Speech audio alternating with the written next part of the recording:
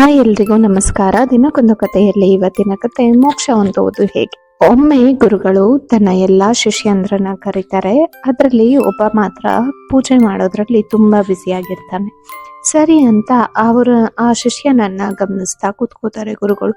ಅವನು ಬೆಳಗ್ಗೆಯಿಂದ ಸಂಜೆವರೆಗೂ ಪೂಜೆ ಮಾಡ್ತಾನೆ ಇರ್ತಾನೆ. ಗುರುಗಳು ಸಂಜೆ ಬಂದು, ಯಾಕಪ್ಪ ಇಷ್ಟೊತ್ತು ಪೂಜೆ ಮಾಡ್ತಿದ್ಯಾ, ಏನ್ ಸಮಾಚಾರ ಅಂತ ಕೇಳ್ತಾರೆ. ಆಗ ಶಿಷ್ಯ ಹೇಳ್ತಾನೆ, ಗುರುಗಳೇ, ನನ್ಗೆ ಮೋಕ್ಷ ಹೊಂದಬೇಕು, ನನ್ಗೆ ಮೋಕ್ಷ ಹೊಂದೋದು ತುಂಬಾ ಇಷ್ಟ, ಹಾಗಾಗಿ ನಾನು ಪೂಜೆ ಮಾಡ್ತಾ ಇದ್ದೀನಿ ಅಂತ ಹೇಳ್ತಾನೆ. ಅದಕ್ಕೆ ಗುರುಗಳು ಹೇಳ್ತಾರೆ, ಸರಿ ನೀನ್ ಮಾಡ್ಕೊ ಅಂತ ಹೇಳ್ಬಿಟ್ಟು ಹೋಗ್ತಾರೆ. ಮರುದಿನ ಬೆಳಗ್ಗೆ ಗುರುಗಳು ಒಂದು ಇಟ್ಟಿಗೆಯನ್ನು ತಗೊಂಡು ಸುಮ್ನೆ ಉಜ್ಜುತ್ತಾನೆ ಇರ್ತಾರೆ. ಎಲ್ಲಾ ಶಿಷ್ಯಂದ್ರು ಬಂದು ಏನ್ ಮಾಡ್ತಾ ಇದ್ದಾರೆ, ಚಮತ್ಕಾರ ಏನಾದ್ರು ಮಾಡ್ತಾರಾ ಅಂತ ನೋಡ್ತಾರೆ. ಅವರು ಒಂದ್ ಬಂಡೆಗೆ ಆ ಇಟ್ಟಿಗೆಯನ್ನ ಹಾಕಿ ಉಜ್ಜುತ್ತಾನೆ ಇರ್ತಾರೆ. ಎಷ್ಟು ಉಜ್ಜಿದ್ರು ಅದು ಕರಗ್ತಾನೆ ಇರಲ್ಲ, ಸುಮ್ನೆ ಉಜ್ಜುತ್ತಾನೆ ಇರ್ತಾರೆ.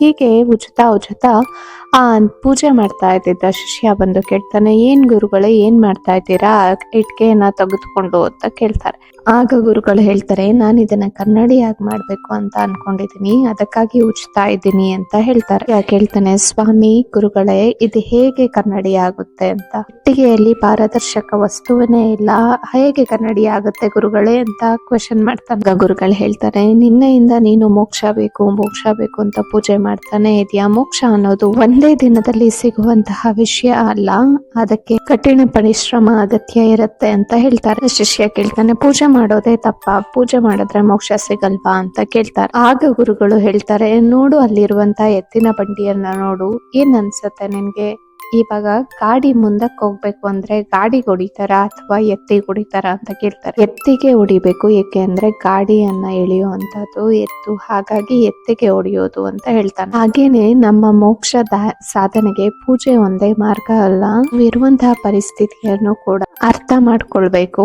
ಅದನ್ನ ಬಿಟ್ಟು, ಮಾಡುವ ಕೆಲಸವನ್ನು ಬಿಟ್ಟು ಮೋಕ್ಷ ಬೇಕು ಅಂತ ಪೂಜೆಯನ್ನೇ ಮಾಡ್ಕೊಂಡು ಕುತ್ಕೊಂಡ್ರೆ ದಿನನ್ನೇ ನಂಬಿರುವಂತವರ ಗತಿ ಏನಾಗುತ್ತೆ, ಎಲ್ಲ ಕೆಲಸವನ್ನು ಮಾಡಬೇಕು, ದೇವರಲ್ಲಿ ಮನಸ್ಸಿಟ್ಟು ಪ್ರಾರ್ಥನೆಯನ್ನ ಮಾಡ್ಕೋಬೇಕು, ಆಗ ನಮಗೆ ಮೋಕ್ಷವನ್ನು ಸಿಗುತ್ತೆ.